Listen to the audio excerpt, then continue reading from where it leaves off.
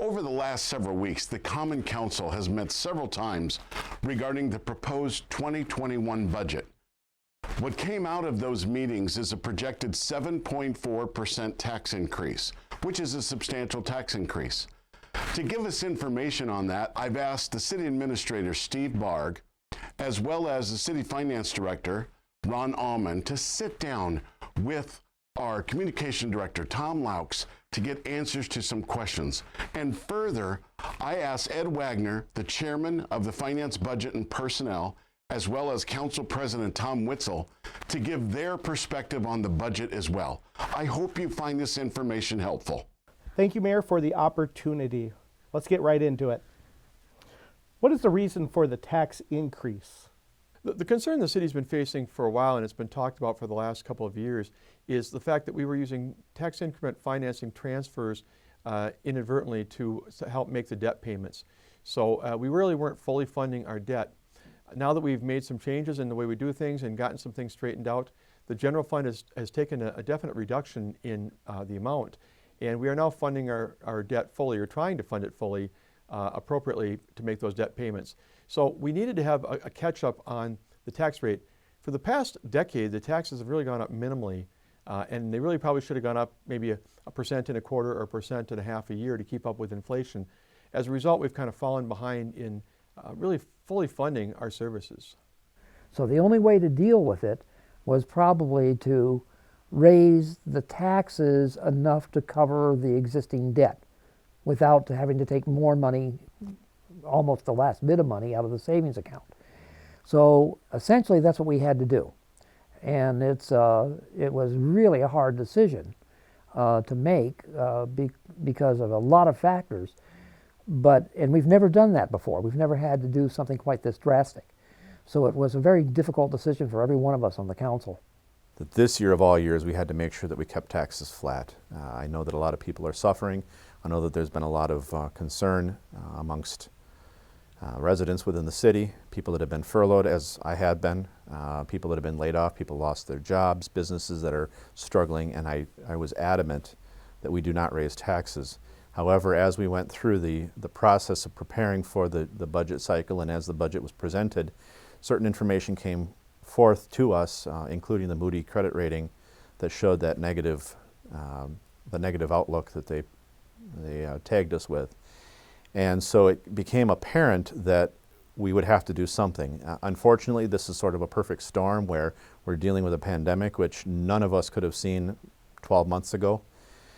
But we also now need to look at the big picture, and although it's not ideal, we have to make sure that we take whatever steps are appropriate so that we don't have any further issue with our credit rating, and so that we can continue to provide the services that are expected of the city for the citizens. What would be the tax payment for the homeowner on a $100,000 home? Well, currently our tax rate is $9.54 per thousand. So for every $1,000 of value on your property, you're paying $9.54. This would put it up to $10.25. And it's a big jump, I realize. Certainly in 1 year, that's a lot.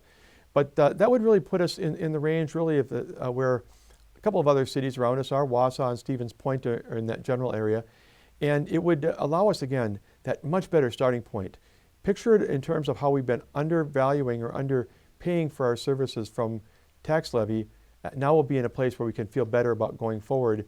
And we really shouldn't have nearly quite as struggle as we've had this year when we do the 2022 budget.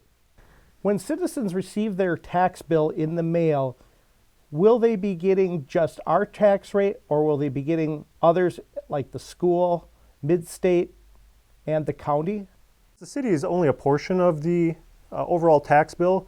The counties, and the school district are also involved.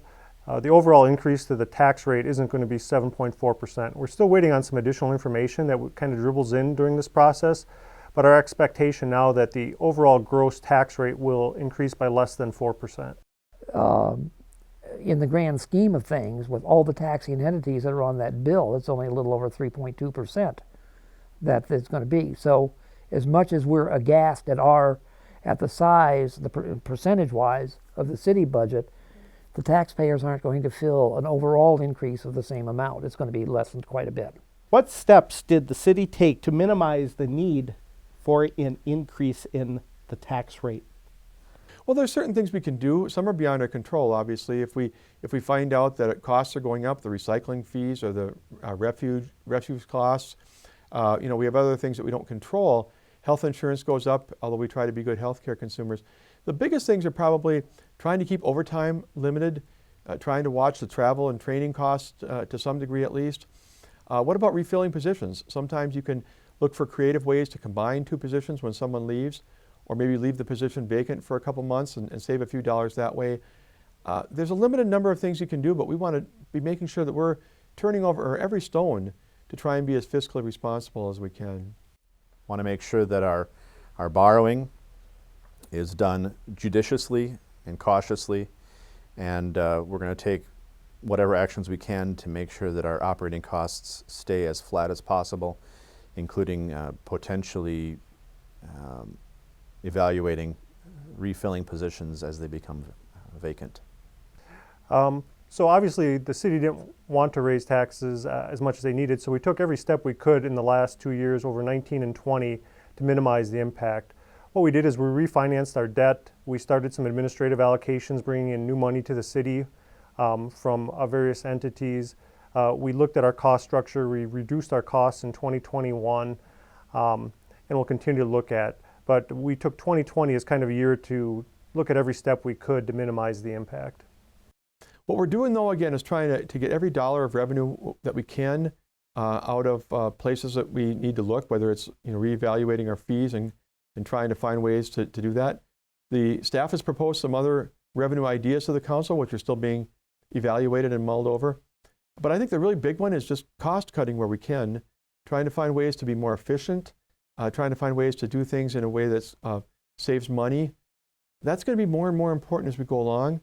I mentioned looking at refilling positions as to whether there might be creative ways to combine two jobs or get some synergy out of working departments more closely together. Those are the kind of things we're going to need to do to keep that general fund as tight as we can. I hope you found that information helpful. We're striving to be as transparent as possible with all of this information. And now it's your turn. The final meeting to adopt this budget is going to be Monday, November 30th at 6 p.m. in the council chambers. Between now and then, let's hear your voice. Contact your local alderman, either by phone or email, or come to the meeting on Monday, November 30th at 6 p.m. We need your voice.